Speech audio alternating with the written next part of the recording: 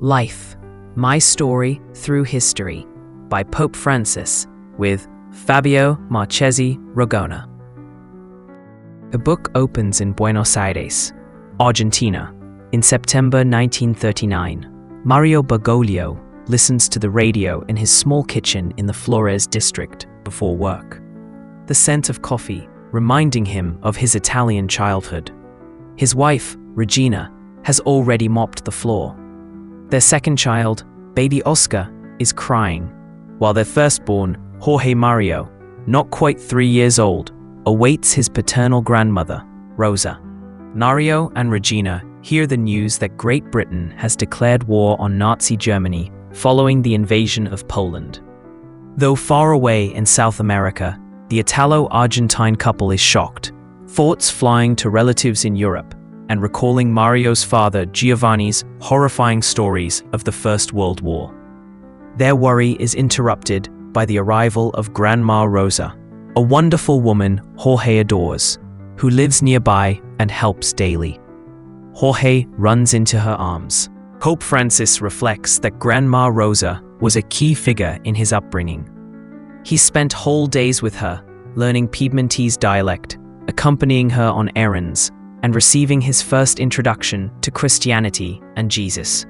She was his godmother, alongside his maternal grandfather, Francisco Sivori Sturla. The priest who baptized him and married his parents was Don Enrico Puzzoli, a fine Salesian missionary who remained central to the family. At nearly 3, Jorge's memories of the war's outbreak are like news flashes heard on the radio, which was always on. He recalls his mother introducing them to opera on Saturdays. Though distant from the fighting, the Bergoglio family discussed the war, receiving open letters, stamped "opened by censor," from relatives in Italy, describing the hardships and fear, like women checking for military patrols near Porto Camarada station. Francis emphasizes the devastation of war, especially its impact on children, urging readers to learn from history and seek peace. He remembers hearing about the scuttling of the German battleship Admiral Graf Spee near Buenos Aires on his 3rd birthday in December 1939. He later learned more about the war's effects through post-war Italian neorealist films like Rome, Open City. His grandfather Giovanni, a WW1 veteran, also shared horrifying stories. Jorge gradually becomes aware that his family are immigrants. Giovanni Bergoglio, his wife Rosa, a seamstress and Catholic Action member, and their son Mario, an accountant, left Piedmont, Italy, joining relatives in Argentina in 1929. They initially built a successful flooring business in Paraná, but lost it in the 1929 crash, moving to Buenos Aires and starting anew with a small warehouse in Flores. Jorge loves hearing Grandma Rosa recount their transatlantic journey on the Julius Caesar. She had sewn their savings into her coat lining. They were miraculously saved from the sinking of the Princess Mafalda in 1927 because a land sail failed, delaying their departure. Francis notes his father never spoke Piedmontese, perhaps suppressing homesickness, making it Jorge's first mother tongue. He reflects on the migrant experience and the richness immigrants bring, recalling Polish workers at his father's dye works who fled the Nazi invasion. They shared distressing stories of war, but retained their humor. Francis connects their plight to today's migrants facing rejection or death at sea, urging welcome and integration, reminding readers of their own migrant relatives. In December 1941, the Bergoglio household is tense. Regina is furious after Grandma Rosa relayed news from her friend, Signora Musonero, about the escalating persecution of Jews in Europe. Ghettos, deportations to camps like Auschwitz, families torn apart. Jorge, nearly 5, senses the distress. His father Mario, who works with many Jewish people, calls Hitler a monster, a phrase often heard in the house. The radio announces the Japanese attack on Pearl Harbor, bringing the US into the war. Francis recalls hearing about the persecution, though shielded from the worst details as a child. He later understood the horror through his father's Jewish friends and customers, Signora Musonero's visits, and later studying history and meeting survivors. He recounts meeting Lydia Maximovich, tattooed at Auschwitz, aged 3, and subjected to Mengelé's experiments, and Edith Bruck, a Hungarian survivor who found a moment of hope in Dachau. He describes his 2016 silent pilgrimage to Auschwitz and Birkenau as deeply moving, praying for the victims. He condemns ongoing anti-Semitism and racism, linking it to the prejudice faced by Black people like George Floyd. He sees non-violent protesters as collective Good Samaritans. He reiterates the need to defend human life and laments how easily the Shoah's lessons are forgotten. He contrasts his own happy, simple childhood in Argentina with the terror faced by Jewish families in Europe, asking, "Why them and not me?" September 2nd, 1945, is a joyous day. The Bergoglio family, including young Alberto and Marta, are at the stadium celebrating a 6-1 victory for their beloved San Lorenzo football team. Before the match, the radio announced Japan's official surrender, ending World War II. Jorge, almost 9, attends primary school, a good pupil known for climbing stairs to practice arithmetic. Earlier that Sunday, after Mass with Grandma Rosa, the family was relaxing when their neighbor Maria urgently called Regina out. "The war's over." Tears of joy and relief followed, punctuated by the loud siren of the newspaper, La Prensa, announcing the significant news. People poured into the streets. Francis remembers learning how much ordinary people yearned for peace. He reflects on the need for forgiveness to truly end war and build a culture of peace, recalling Pope Pius XII's pre-war appeal. He also recalls the news of the atomic bombs dropped on Hiroshima and Nagasaki the previous month. Adults were confused and fearful about this new weapon, discussing its power and potential reach.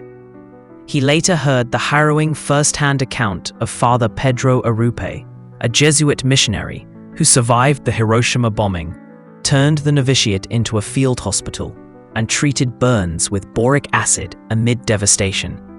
Francis shares his own unfulfilled desire to be a missionary in Japan. He denounces the use and possession of atomic weapons as immoral and a crime against humanity, recalling his 2019 visit to the Hiroshima Peace Memorial, and urging the world to remember and work for peace. Back in 1945, Jorge plays cards with his brother Oscar, who wins coins from their father. When Sister Marta wants one, Grandma Rosa teaches Oscar about detachment from money. The shroud has no pockets. Jorge urges Oscar to share. The radio details the horrific effects of radiation in Japan, prompting Mario to switch it off. In the following years, Jorge attended Salesian boarding schools, Wilfrid Barón de los Santos Ángeles from 1949, due to his mother's poor health, after his youngest sister Maria Elena's birth, 1948. He learned study habits, discipline, and the importance of sports played fairly, and crucially, Catholic piety lived out towards others, sharing with the poor. At 12, he first felt a priestly vocation, speaking briefly with Father Martinez, El Pescador. In June 1953, 16-year-old Jorge visits the Hicketer-Bachmann Chemical Analysis Laboratory, where he works summers, gaining experience for his industrial school studies. He seeks out the lab head, Esther Ballestrino, a stylish, 35-year-old Paraguayan biochemist and Marxist activist who fled persecution. She is a mentor, discussing current affairs, politics, and workers' rights with him. That morning, she reads aloud from the newspaper about the execution of Julius and Ethel Rosenberg in the US, convicted of spying for the Soviet Union, calling it a cruel result of McCarthyism and the Cold War. Francis recalls the tense atmosphere of the Cold War, the suspicions of McCarthyism, and Pope Pius XII's plea against the Rosenberg's execution. He reiterates the Church's stance against the death penalty, emphasizing hope and redemption. He credits Esther Ballestrino, though a communist and atheist, with teaching him much about politics respectfully, lending him publications like Nuestra Palabra. He clarifies that his interest was intellectual, not ideological, refuting later claims he was a communist because he spoke of the poor. Poverty has no ideology. He recalls her rigor at work. He reflects that the 1950s were pivotal: work, love, near death, and vocation. On September 21st, 1953, Spring Day and the Student Festival, Jorge heads out to meet friends, but feels an urge to enter the Basilica of San José de Flores. He confesses to Father Carlos Duarte Ibarra, a visiting priest dying of leukemia. During confession, he feels a profound, life-changing encounter with God's mercy, encapsulated by the phrase, Miserando atque eligendo, looking at him with mercy and choosing him, which became his episcopal motto. Overwhelmed, he skips the festival and goes home to contemplate. He keeps his calling secret for 2 years, telling his mother he planned to study medicine. She discovered his theology books, but eventually accepted his path, while Grandma Rosa was overjoyed. Accompanied by Don Pozzoli, he entered the diocesan seminary in Villa Devoto in 1955. He experienced a brief distraction over a beautiful girl at a wedding, but refocused on his vocation. In August 1957, he fell gravely ill with a lung infection, requiring fluid drainage and the removal of the upper lobe of his right lung. Nurse Sister Cornelia Caraglio saved his life by adjusting his penicillin dosage. Convalescing, he decided to join the Jesuits for their missionary spirit and discipline, entering in March 1958. Years of study followed in Argentina and Chile, then teaching literature and psychology at Jesuit colleges in Santa Fe and Buenos Aires in the mid-1960s. Nicknamed Carucha, Babyface by students, he encouraged creativity, hosting writers like Jorge Luis Borges. He navigated student issues creatively, like forming a committee to address a slapping incident. He supported a student Beatles cover band. He prepared for his priestly ordination in 1969. On the night of July 20th, 1969, Jorge Bergoglio, now 32 and weeks from ordination, sits with fellow Jesuit seminarians at the Colegio Maximo de San Jose, watching the historic Apollo 11 moon landing live on television. The room is silent as Neil Armstrong takes his first steps, uttering the famous words, "That's one small step for man, one giant leap for mankind." Francis recalls the unforgettable excitement, despite some skeptical peers claiming it was faked. He reflects on technological progress needing to be guided by ethics, mentioning the potential dangers of artificial intelligence and the need for algorithms. He connects the awe of space exploration to the mystery of God's creation and the importance of seeking truth humbly. He cautions against misusing science, condemning embryo destruction and surrogate motherhood, and reiterating his stance against abortion as murder. He mentions Pope Paul VI's message to the astronauts, and how the Pope's words about overcoming fear resonated with his own pre-ordination apprehensions. He emphasizes that faith casts out fear. His ordination took place on December 13th, 1969. His family attended, his mother asking for his blessing. His father and Don Pozzoli had both passed away in 1961.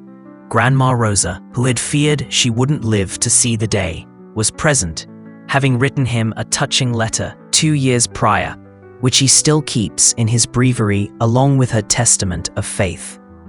He stresses the invaluable role of grandparents in transmitting faith and heritage, urging they be cherished, not discarded.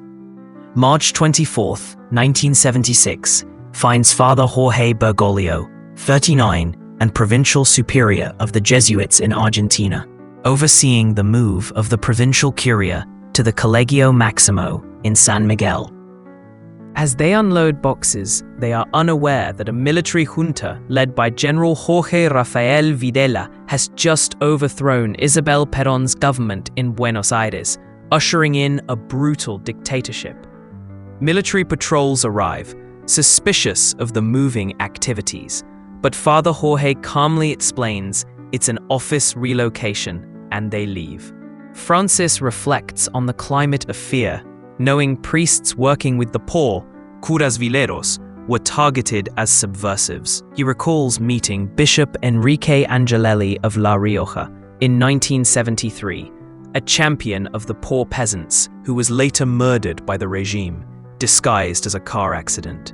Francis had hidden 3 of Angelelli's seminarians at the Colegio Maximo. He recounts the risks taken during the dictatorship, taking precautions against surveillance, hiding young men at risk, including passing one off as himself with his ID, and working to free abducted individuals like Sergio, whose Catholic family was targeted. He addresses the painful accusation that he betrayed 2 Jesuit priests, Fathers Orlando Yorio and Franz Yalix, who worked in a slum. He clarifies he warned them of danger and offered refuge, which they declined. After their abduction in May 1976, he worked tirelessly for their release, meeting Admiral Macera twice and arranging a clandestine meeting with General Videla by substituting for his usual chaplain at Mass. He kept the Jesuit Superior General, Father Pedro Arupe, informed via payphone calls from central Buenos Aires. Yorio and Jalix were eventually drugged and released after 5 months. Francis helped them leave the country. He describes organizing catechism and soccer for local children, being jokingly accused of Salesianizing Jesuit education. He recounts Esther Ballestrino contacting him in 1977, asking him to hide her Marxist books as she was under surveillance. He did so. Tragically, Esther, after ensuring her daughter's safety abroad following her son-in-law and daughter's abductions, returned to Argentina, continued her work with the Mothers of the Plaza de Mayo, was betrayed by infiltrator Alfredo Astiz, abducted from the Church of Santa Cruz in December 1977, tortured, and thrown from a plane. Francis laments failing to save her despite his efforts. Her remains were identified in 2005, and he authorized her burial at Santa Cruz. He details being formally questioned in 2010 about his role during the dictatorship and being cleared of all accusations, attributing the attempts to smear him to political motives. He reflects on the diabolical nature of dictatorship and the generational genocide it caused, praying for peace for the victims. After his term as provincial, he became rector at the Colegio Maximo again in 1980, before being sent to Germany in 1986. In Boppard, Germany, on June 22, 1986, Father Jorge, now 49 and studying German for his thesis on Romano Guardini, is living with the Schmidt family, 2 doctors. While he studies, they watch the Argentina versus England World Cup quarterfinal. They witness Diego Maradona's infamous Hand of God goal, followed by his legendary goal of the century. Francis, a football fan, reflects on Maradona's poetic talent, marred by personal fragility, recalling joking with Maradona years later about the guilty hand. He missed watching the final, Argentina beating West Germany, as he chose to walk and pray by the Rhine. He learned of the victory from Dr. Schmidt. The next day at the Goethe Institute, a Japanese student celebrated Argentina's win, but others were silent, making him feel isolated and homesick. He reflects on the spirit of sport, clean competition, followed by reconciliation, recalling the Salesian values and the 1946 San Lorenzo Championship. He contrasts this ideal with unsporting incidents like Antonio Rettine's 1966 World Cup outburst, or recent examples of player conflict and fan abuse. He notes sports' power to uplift youth, but cautions against the corrupting influence of money. During his time in Germany, he deepened his devotion to Mary, Untier of Knots, finding solace in the image, despite never visiting the painting in Augsburg. He brought picture cards back to Buenos Aires, spreading the devotion there. He returned to Argentina and took up duties at the Colegio del Salvador. On November 9, 1989, Father Jorge, 52, is working in his small room at the Colegio del Salvador in Buenos Aires, listening to Wagner. Now serving as a confessor after being sidelined by the new Jesuit leadership, he maintains an active schedule, writing, lecturing, and leading retreats. A former student, Guillermo Ortiz, calls urgently, "Turn on the TV." Francis rushes to the lounge and sees astonishing live images from Germany. The Berlin Wall is falling. Crowds pour through. People chip away at the wall. Families cross the border, celebrating newfound freedom at the Brandenburg Gate. Francis reflects on the moving scenes, the end of oppression, and the role of figures like Mikhail Gorbachev, a great man, and Pope John Paul II, whose charisma and prayers helped foster the change. He notes that while momentous, the event received less attention in Argentina, then focused on Carlos Menem's new presidency. He emphasizes the need to tear down all walls, physical and ideological, that divide people, promoting brotherhood and solidarity instead. He recalls being moved by images of reunited families, contrasting it sadly with divisions within his own mother's family. He mentions maids who became like family: Berta, Conchetta Minuto, Maria Dulcina, highlighting the importance of relationships built on respect. He recounts his decision to stop watching television on July 15, 1990, after seeing unsuitable content, making a vow he largely keeps. He was then transferred to Cordoba for what he describes as a long and dark period of exile. In February 1992, Father Jorge, 55, is living in the Jesuit residence in Cordoba, effectively exiled. His days involve prayer, confession, study, and helping older priests. One morning, he rises extra early to cook a wedding feast for the niece of Ricardo, the resident's handyman, peeling potatoes and boiling veal before Ricardo and the cook Irma arrive. While Ricardo fetches the newspaper, La Nación, Jorge glances at an editorial about the signing of the Maastricht Treaty on February 7th, establishing the European Union. Francis reflects that he initially underestimated its importance, but later saw the EU as a potentially beautiful political idea, embodying subsidiarity, though cautioning against reducing Europe to numbers and urging the rediscovery of community to combat individualism, especially regarding migrants. He recalls his dark period in Cordoba as a time of inner purification, confronting past mistakes from his time as provincial, authoritarianism, ultra-conservatism. He denies rumors of mistreatment, stating that serving the sick and helping with laundry were vital parts of his spiritual journey. He studied intensely John Paul II, Ratzinger, von Paster's History of the Popes, and began writing reflections on hope and sin and corruption, reflecting on the insidious nature of corruption. On May 13, 1992, Feast of Our Lady of Fatima, the papal nuncio, Archbishop Ubaldo Calabresi, summons him urgently to the Cordoba airport during a stopover. After reading about Queen Elizabeth II's speech to the European Parliament on the importance of diversity within unity, Francis meets the nuncio, who informs him John Paul II has appointed him Auxiliary Bishop of Buenos Aires. Stunned but obedient, he keeps the news secret until its public announcement on May 20th. He returns to his childhood district of Flores as Episcopal vicar, feeling great joy. He reconnects with the curas veleros, priests working in the shanty towns, like Father José María de Paula, Father Pepe, often visiting the villas miserias, celebrating Mass, hearing confessions, and listening to the stories of the poor, finding God among the marginalized. He emphasizes the importance of the Church's presence on the peripheries.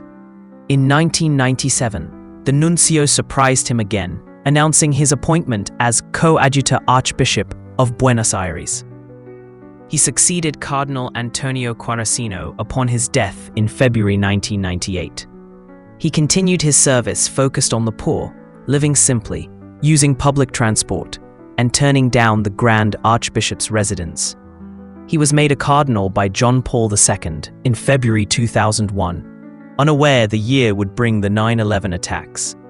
On the morning of September 11, 2001, Cardinal Bergoglio, 64, is in his simple office at the Archdiocese in Buenos Aires. His secretary, Senora Otilia, manages his appointments, many made directly by the cardinal himself. He lives modestly on the third floor, using Cardinal Quaracino's altered vestments and preferring public transport. That morning, unusual commotion draws him out. Colleagues are gathered around a television, watching horrifying images. The World Trade Center's North Tower is burning after a plane crash. As he watches, a second plane hits the South Tower. "Mother of God," he whispers, praying silently. Francis reflects on the shock, the suffering of victims and families, and the arrival of war in the heart of the West. He condemns conspiracy theories blaming Jews and denounces using God's name to justify terror as blasphemous. He highlights the outpouring of solidarity and heroism in New York amidst the devastation, seeing it as humanity's best face. He recalls his 2015 visit to the 9/11 memorial. In October 2001, he travels to Rome for the Synod of Bishops. He is appointed Relator General after Cardinal Edward Egan of New York returns home for the one-month commemoration. During Synod breaks, he discusses the attacks and the subsequent war in Afghanistan with fellow bishops, emphasizing the need for interfaith dialogue and condemning fundamentalist silence. He recounts signing the document on human fraternity with the Grand Imam of Al-Azhar in 2019. He laments ongoing Christian persecution and calls for witness without fear. He returned to Argentina, mindful of the changing geopolitical landscape and the Church's role in promoting peace. Shortly before the country plunged into its own severe economic crisis in December 2001. In September 2008, Maria Paz, a homeless woman whose life was shattered by Argentina's 2001 economic crisis, seeks comfort in the Buenos Aires Metropolitan Cathedral. She finds Cardinal Bergoglio hearing confessions like an ordinary priest. He invites her to sit beside him, listens compassionately to her story, gives her money, and offers food. He mentions the unfolding economic crisis in the United States following the collapse of Lehman Brothers on September 15th. Francis reflects on the global impact of the 2008 crisis, the despair of the unemployed, and the unsustainability of an economic system focused solely on profit. This economy kills. He calls for a new, fair, human-centered economy that cares for people and the planet, quoting Fratelli Tutti. He recalls Argentina's 2001 crisis, the bank collapses, protests leading to President de la Rua's resignation, and the Church's response as a field hospital, providing aid and shelter. He stresses the importance of listening to the poor. He describes the annual youth pilgrimage to the Basilica of Our Lady of Luján in October 2008, where he celebrated Mass. The theme was, "Mother, teach us to listen." And his homily emphasized listening's power to solve problems and build community. He reflects on Pope Benedict XVI's words, linking the crisis to greed and idolatry, mammon. He highlights the centrality of work for dignity and the struggles young people face finding stable employment. He shares moving stories of faith from Luján, the young man with tattoos finding answers after praying to the Virgin. the laborer whose daughter was miraculously healed after his night-long vigil outside the sanctuary. He connects this deep popular piety to the 2007 Aparecida conference in Brazil, where he helped draft the concluding document, emphasizing a missionary church close to the people, recalling Benedict XVI's opening address, warning against godless ideologies, and stressing the need for moral consensus. This context made Benedict's resignation announcement on February 11, 2013, profoundly shocking. On February 11, 2013, Cardinal Bergoglio, 76, visits the Archdiocesan TV station, Canal Orbe 21, where he co-hosts an interfaith dialogue program. He chats with director Julio Romaldi, joking about needing to watch DVDs there as his player is too complex. Back at the Archbishop's office, he receives a call from journalist Jerry O'Connell in Rome. The Pope has resigned. Francis is momentarily paralyzed, finding the news unimaginable, but recognizing Benedict XVI's decision as brave, humble, and historic, born of prayer and facing declining strength. He rearranges his plans, booking an earlier flight to Rome for Benedict's farewell audience on February 28, intending to return quickly for Holy Week in Buenos Aires. He says goodbye to friends and colleagues, leaving unfinished homilies on his desk. Arriving in Rome, he meets fellow cardinals Scherer and Tagle, both considered papabili, at the airport. He attends Benedict's moving farewell in the Sala Clementina, where Benedict quotes Guardini and promises obedience to his successor. Francis reflects on the pain caused by subsequent exploitation of the Pope Emeritus status for political ends, clarifying that Benedict's visible retirement was a joint decision to counter this. Benedict hands over the WikiLeaks dossier, passing the baton for dealing with curial issues. During the pre-conclave general congregations, Bergoglio delivers a brief but impactful speech on March 9th, calling for an outward-bound, evangelizing church that serves the peripheries. Condemning self-referentiality and spiritual worldliness, this speech, he believes, put him in consideration. On election day, March 13, several interactions, Cardinal Ortega calling him the new pope, Cardinal Errázuriz asking about his Loggia speech, grilling at lunch, Cardinal Abril y Castillo inquiring about his lung health, make him realize he is a serious candidate. After being elected on the third ballot that afternoon, Cardinal Hummers urges him, "Don't forget the poor." Instantly, he chooses the name Francis.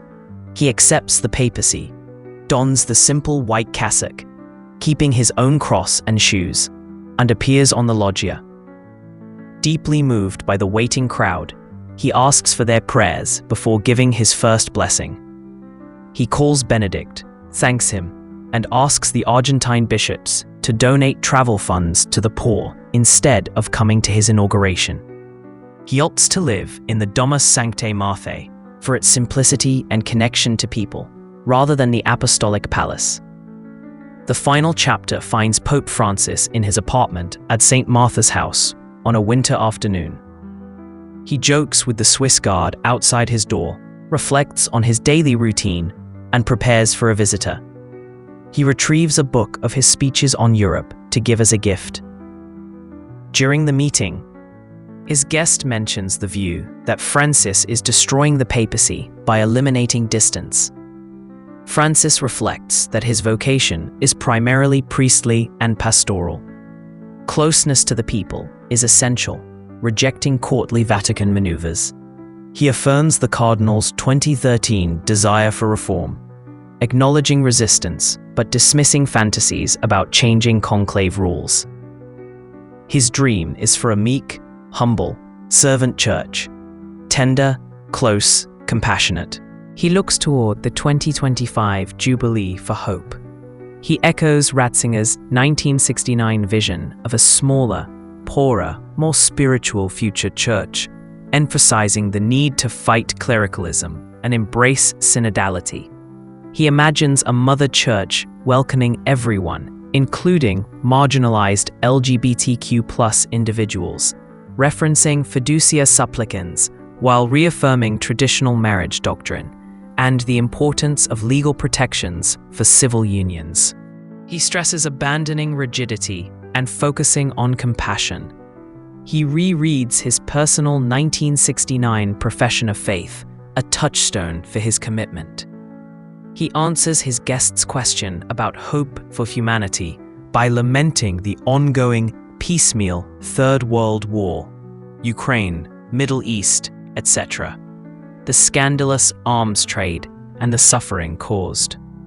He reiterates calls for peace, dialogue, and attention to victims. He stresses the urgency of addressing the environmental crisis.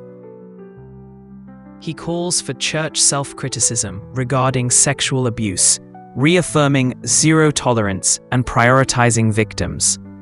He clarifies he has never seriously considered resigning unless faced with severe health issues, believing the papacy is ad vitam, though he has signed a resignation letter for contingency, envisioning a future as Bishop Emeritus of Rome, serving as a confessor.